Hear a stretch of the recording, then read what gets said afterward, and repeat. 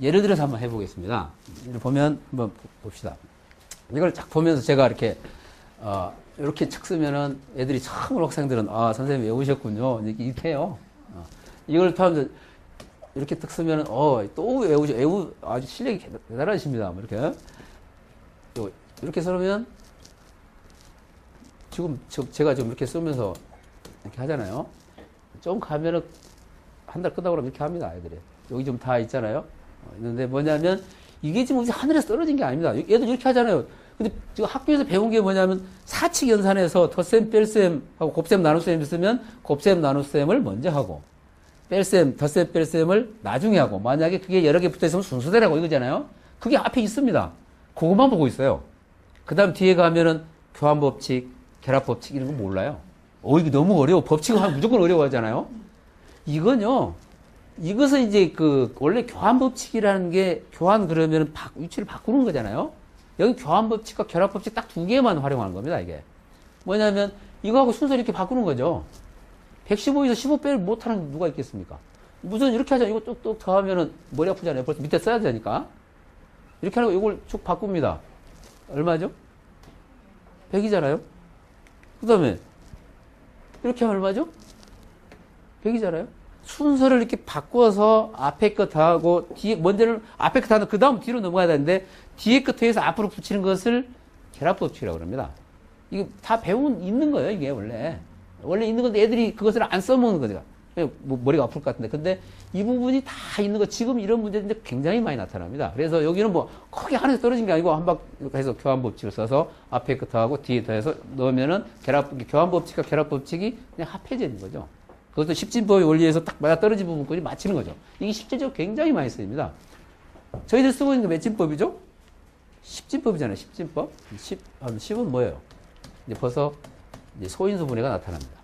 애들한테 그래도 이제 수업 시작할 때 이렇게 딱 이게 뭘로 보이냐? 그러면 애들이 돈이요. 그러면 너는 앞으로 가난하게 살겠다. 네, 그래요. 이걸 딱 보는 순간 2하고 5로 보여야 된다. 네, 2하고 5가 만나면 뭐가 생기니까 올라가잖아요. 십진법에서 동그라미의 역할도 굉장히 중요해요. 올라가면 없다 표시해요. 원래. 그것도 이제 수업 시간에 다 하는데 동그라미를 보는 순간 2하고 5로 보여야 됩니다. 그럼 보세요. 뭐죠? 얼마죠? 동그라미가 딱 생기잖아요. 이렇게 하면요. 이건 못할 게 뭐 있겠습니까? 2, 9, 18 한다는데 곱하기 5 하면 머리 아프잖아요, 이제. 그걸 뭐 이렇게 가면 다 이렇게 하고 탁 나오잖아요. 그래서 이런 거 같은 경우는 순식간에 다 해버립니다. 이건 뭐겠습니까? 이건 이렇게 금방 나오는 이유가 뭐냐면, 한번 보세요. 딱 동그라미 뭐로 보라 그랬죠? 2하고 5로 보라 그랬지 않았습니까? 이렇게, 머릿속에서 이렇게 하는 겁니다. 25는 뭐죠? 머릿속에서 이렇게 해서, 이렇게 해서, 이렇게 나오는 겁니다. 기분은 좀 나쁘겠지만, 하여튼 이렇게 보이잖아요? 28 그러면서, 제가 제일 기분 나쁜 날 얘기를 해요. 화요일에 18일이다, 막 이렇게 애들하고 웃기려고 그러는데, 28일도 또 기분이 나쁜 날이다. 이따 그 면제비를 주기도 합니다. 오늘이 화요일에 28일인데, 너 나한테 맞아야 되는데, 오늘은 용서해주마. 막 이렇게. 그럼 애들 굉장히 좋아하잖아요. 그래서, 이게 좀 이렇게 나오는 건데, 이게 다 소인수분이지 않습니까? 여기도 소인수분이잖아요? 합하고, 이렇게 하는 게, 이 계산에서 엄청나게 중요한 겁니다. 이것도 어느 세월, 2015, 내년 2015니까 두 개 더하면 머리 아프죠. 4030. 그 다음에, 아이고, 머리야. 이렇게 아닙니까? 에너지 탕진을 다른 문제 못 풉니다. 놀지도 못해요. 그런데 이게 뭡니까? 이게 덧셈과 곱셈 간의 관계거든요, 이게. 2015 곱하기 4잖아요, 이게. 4개니까. 정리 때 배우잖아요. 곱하기 25 하면, 이게 2가 몇 개죠? 2개잖아요? 요건 5가 몇 개죠? 동그라미 2개 이렇게 하는 겁니다, 이게. 이게 지금 전부 다 그런 형태들이, 근데 제일 애들이 싫어하는 게 뭐냐면요. 3.14 곱하기 3.14 그러면 확 그어버려요. 왜? 이건 내가 할 게 아니다는 거예요. 계산기가 해야죠, 그건. 그래서 계산기를 써야 됩니다. 쓸데없는 소수점 계산을 제일 싫어해요, 공부 잘하는 애들이. 근데 그거 몇 개 틀려가지고 70점 맞아갖고 엄마들이, 야, 너 수학 공부 잘하네. 이렇게 하면 기분 나쁘잖아요. 그건 수학 공부와 관계가 별로 없어요. 그 계산 실수하는 거 있잖아요. 그건 물론 습관적이기도 하지만, 그것은 수학 공부와 별로 관계가 없는데 다만 기분이 나쁠 뿐입니다. 네.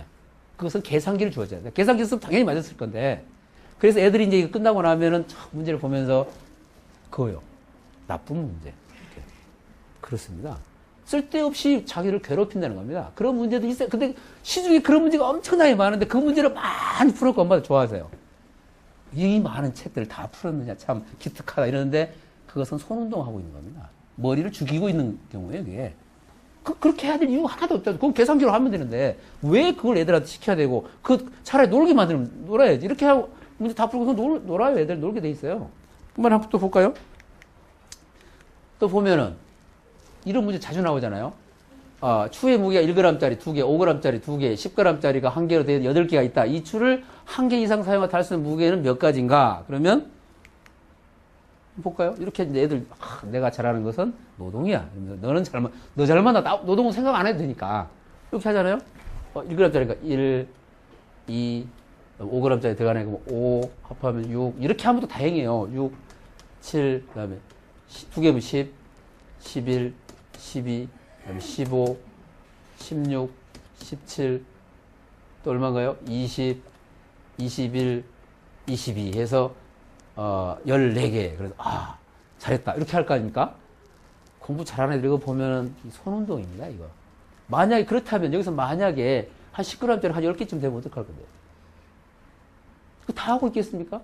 이것을 이제 요리탐구랑 이런 겁니다. 이게 지금 어떻게 지금 만들어져 있느냐. 이거 세고 있는 게 아닙니다. 예를 들어서 보세요. 5g짜리가 2개가 되면은 10g짜리하고 이렇게 통합이 돼요. 왜냐하면 5g짜리, 10g짜리면 5, 10, 10하고 보통 15, 20 이렇게 하잖아요. 여기 있는 10g짜리는 5g짜리 2개가 똑같아지는 겁니다. 그러면 5g짜리가 몇 개라고 볼 수 있죠? 4개잖아요. 여기 그러면 1g짜리가 2개잖아요. 그러면은 안 쓸 수도 있잖아요. 여기 보면 1g짜리, 2g 안 쓰는 거 이게 지금 안 쓰는 거잖아요. 1g짜리가 하나 쓰는 방법, 2개 쓰는 방법, 쓰지 않는 방법에서 몇 가지인가요? 3가지입니다. 그러면 또 3가지잖아요. 그 다음에 여기 있는 10g짜리면 5g짜리 4개가 되잖아요. 안 쓰는 것까지 하면 어떻게 되죠? 5가지가 되잖아요. 그럼 곱하기, 왜냐면 연결되면은 곱해야 되잖아요. 아무도 안 쓰는 거 하나를 빼는 겁니다. 그럼 몇 개죠? 이걸 이렇게 하고 있는 것은 이게 수학 공부라고 보십니까? 이거 수학 공부 아닙니다. 이거 내가 보기에는 노동이라고, 손운동이라고 그래. 근육 운동하고 있는 거죠, 이제. 아까 내 얼굴이 이렇게 권상으로 변했나요? 이렇게 변해서, 그렇게, 그건 근육하고 관계가 없는 거니까. 머리에 근육이 좋아야 되죠. 손 근육보다는. 손 운동하고 있는 겁니다. 이와 같은 부분들을 왜 3개를 해야 되고, 왜 하나를 빼야 되고, 이것은 왜 그런지 식을 써야 돼. 이것은 아무도 안 쓰는 경우. 이렇게 해서 식을 써야 됩니다. 이렇게. 그렇다면 여기 나와 있는 숫자들이 엄청나게 많더라도 순식간에 이렇게 하고 있는 거요? 어느 책에 한번 보십시오. 한 89개라는 답이 하나 있는 게 있어요. 답이 보면은 한 페이지, 2페이지쯤 있어요. 다 써놨어요. 애들 보고 웃어요. 이거 보면서 책을 보고 웃는다고. 이게 좀 수학 문제, 나한테 가지고 이게 좀 수학 문제로 이렇게 써놔. 2줄이면 끝나는 걸 가지고. 한 줄을 내지 2줄이면 끝납니다. 그렇게 하고 노는 거죠. 이런 문제들이 몇 분을 걸리는데 이건 몇 초에 끝나죠. 근데 애들 이렇게 등 두드려 주라 그래가서 열심히 세고 있는 애한테 야, 하나 빼먹었다. 이렇게 하면서. 이걸 보면 한심하죠. 이렇게 보니까. 뿐만 아니라 여기 한번 보세요. 이건 내가 어제 했던 문제를 넣어놨습니다. 어제 애들 보면서 열심히 보면은 이게 더 큰 숫자니까 하면 애들이 이렇게 하잖아요. 그럼 여기는 1의 자리, 100의 자리, 만의 자리인가요? 그럼 1의 자리가 여기 보면 이거 비교를 해야 되잖아요. 1의 자리가 7이니까 1의 자리에는 8, 9 해서 2개 이렇게 쓰잖아요. 더 큰 수니까 이건 변함이 없잖아요. 이게 좀 비교했어요. 그 다음에 100의 두 번째 100의 자리 하면 여기가 7이니까 다시 여기는 어떻게 되죠? 여기가 7이 되면은 여기는 10개 여기가 좀 7이니까 여기가 7이면은 여기가 어떻게 되죠? 여기가 7이면 여기가 20개 80, 90 해서 10개 다 들어가잖아요. 그러면 20개가 됩니다. 그 다음에 여기 만의 자리 보면은 만의 자리 보면 어떻게 하죠? 여기가 들어가니까 여기 10개, 10개에서 100개씩 해서 200개가 되는, 이렇게 공부하는 것까지 이렇게 한다면 아주 잘하는 애들입니다, 이게. 이것도 내가 보기에는 노동이라고 보이는 겁니다. 왜냐? 이런 것은 지금 비교를 하자니까. 어제 이걸 풀고 애들이 전부 이렇게 다 맞춰왔어요. 그런데, 그래 놓고 애들은 아무 얘기를 안 하면 동그라미 딱 쳐 넘어가요. 이게 이렇게 푸는 것만이 있는 줄 알고. 그럼 내가 얘기를 해줘. 이것만이 식이 아니다. 더 쉬운 식이 있다. 뭐냐? 제일 큰 수가 얼마입니까, 이게? 여기는 이미 똑같은 거니까 이제 원리탐구 방식 이런 거죠. 다 똑같으니까 다 없애. 그럼 얘가 제일 큰 수가 얼마죠? 999일 거 아닙니까? 큰 수가 되려면 그럼 여기는 얼마죠? 하면 얼마입니까? 이렇게 하는 애들을 당하겠습니까? 이거를 애들이 합니다, 이런 걸. 애들도 생각해내요. 이렇게 막 보면, 이거 상당히 복잡하네? 이건 내가 한 방에 끝내주지. 생각을 하는 겁니다. 이걸 어떻게 해서 이걸 한 방에 끝낼까? 어려운 문제인데, 어려운 문제에서 저거를 어떻게 쉽게 끝낼까? 이 생각을 자주 하는 게 이게 뭐냐면, 수학적 사고 시스템이라고 그래요. 아까 안 보인다 그랬잖아요? 그 영재성이 약간이라도 있는 애들은 그것을 기다려주면요. 오랫동안 기다려주면 그걸 하나 딱 본인이 만들어내잖아요? 만세야 합니다. 그리고 또 하려고 하다 안 되면은 선생님이 한번 탁 던지면은 애들이 팍 터져요. 머리가 터지는 겁니다, 이제. 그런 것들을 하나씩 쌓아야 돼요. 저학년 때 천천히 가야 됩니다. 그 능력이 키워진 다음에 내비리터도 그냥 튀어 올라갑니다. 다 올라갑니다. 왜 그런 단계를 거치지 않고 왜 가서 위에서 뭐 한다고 그렇게 선행만 죽어라고 합니까? 걔들을 가다 죽어버립니다. 그냥 바로 그 애들 얼마나 불쌍합니까? 그동안 충분하고 그 노동만 하다가 그 대가가 손해만 그냥 근육이나 발달하는 정도뿐이 안 되죠. 그 하나하나를 연구를 해야 되는 겁니다. 이거 어제 했던 문제를 그냥 내가 한번 넣어놔 봤어. 애들 그러고 이거 하니까 와 그러죠. 그러면서 수학을 좋아합니다. 수학 이런 게 있었네. 저 어려운 거, 이 현실도 그렇습니다. 보기에는 굉장히 어려워 보이잖아요. 그거 한 방에 끝내는 그런 사람들이 기업이라든가 대학에서 원하는 거죠. 그래 개성 있는 애들을 그래서 뽑는 겁니다.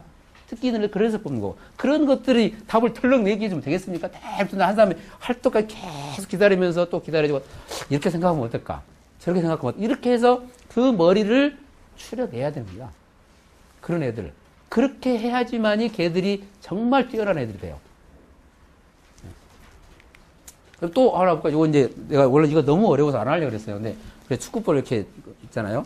한번 봅시다. 이거 보면은 이제 이 문제 나오면 엄마 축구볼 사달라고 그러죠. 수학은 이런 거 그걸 도구 거의 필요 없습니다. 이거.